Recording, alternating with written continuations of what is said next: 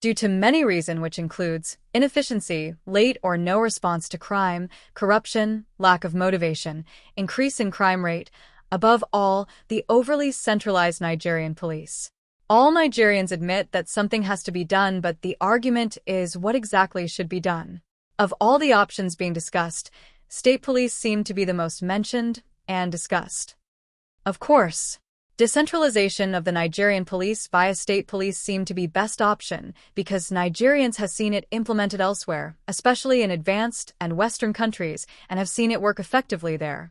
If that is the case, then what is holding us back from having state-owned police in Nigeria? The commonest fear is abuse of state police by greedy politicians, either to rig election or to silent opposition of critics. Secondly is the inability of many states to fund state police, and many more. One factor we always fail to understand is that Nigeria is not like many other countries. Nigeria is a country with many countries within it. Nigeria is a very complexly structured country. We have over 300 tribes and ethnic nationality. We have a strong Muslim community in the north and a contrary strong Christian community in the south. It is also divided grossly between rich and poor, elites and non-elites, educated and mass out of school, and uneducated children and adults. Besides these, we have people stronger than the state. People who are above the law and can never be charged for any offense. Many of these people are rich people, politicians, friends of politicians, and political godfathers. These people have the police at their beckon. They control and command the police to do whatever they want. These top-class people are many times involved in the promotion of police officers who do their bid and demotion or stagnation of those who don't. These gives them the power to control and domesticate the police, to the point of having them as personal bodyguards, drivers, and domestic staff. What fears majority of Nigerians about state police is that, if federal police are domesticated by these elites, imagine what they will, or can do if they have the power to employ and deploy their own policemen under the auspices of state police. These bigwigs will become semi-gods and untouchable using the state police they employ, deploy, and pay with state funds.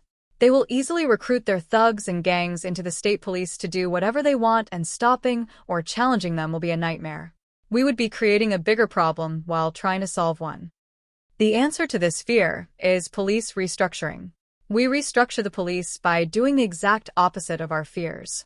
We can have state police that is not employed, deployed, and paid by the state government. The need for state police to have a police force that can be deployed and managed by the state government. As at today, policemen are deployed to states by the Police Service Commission under the Office of the Inspector General of Police, and all policemen take their orders from the same source, that is, the IG who sits at the country's capital in Abuja. When incidents occur and the police are called upon, they respond minimally while they await order from above on next line of action. Oftentimes, investigations would not be carried out until they are told from above to do so. This is because their funding and salaries comes from above. Therefore, they are not answerable to the state governor and anybody in the state who is not their paymaster. What we ought to do newly is to take some powers of the Inspector General of Police and hand it to the state governor such that Inspector General of Police does not give her orders or deploy the police anymore. The state governors, in conjunction with the Police Service Commission, should assume that responsibility respectively. We should carry out these steps. 1. The federal government and Police Service Commission should remain the sole body responsible for the employment and deployment of all policemen in Nigeria, and also be responsible for their training, weapons, and salary, just as we have it already. 2. Let's say we have 50,000 policemen and women of various ranks and experience. The Police Service Commission shall deploy 10,000 police officers to each 36 states of the Federation, including Abuja.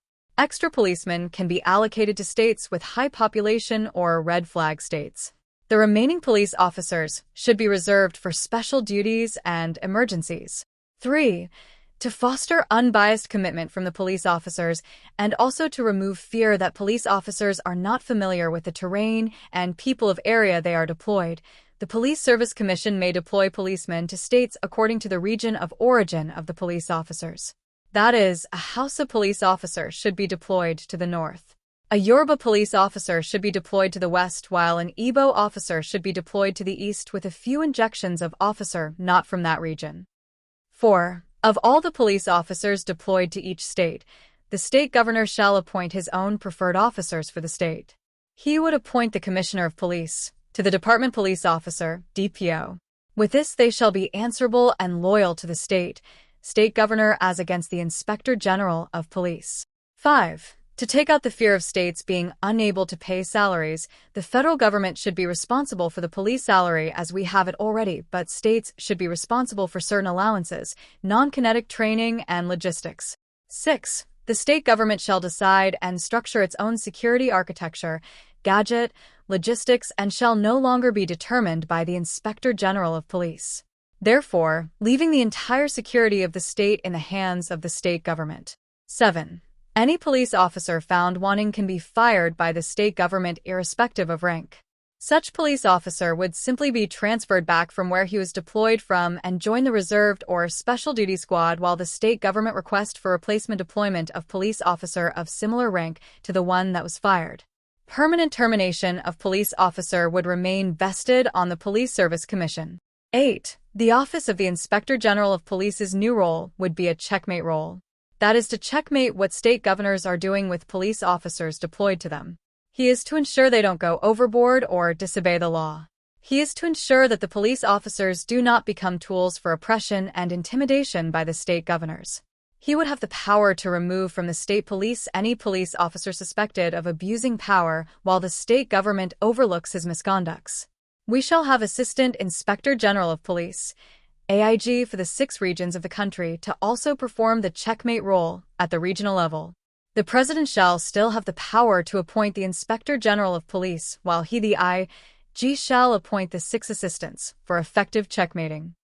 9. The DSS or SSS shall be solely the federal government police and be used by the federal government for federal government police work such as battling big drugs cartel, terrorism, and other big crimes that threatens national security. With the aforementioned restructuring of the police, I believe we can have state police that will serve the purpose we all want and remove all the fears we all have.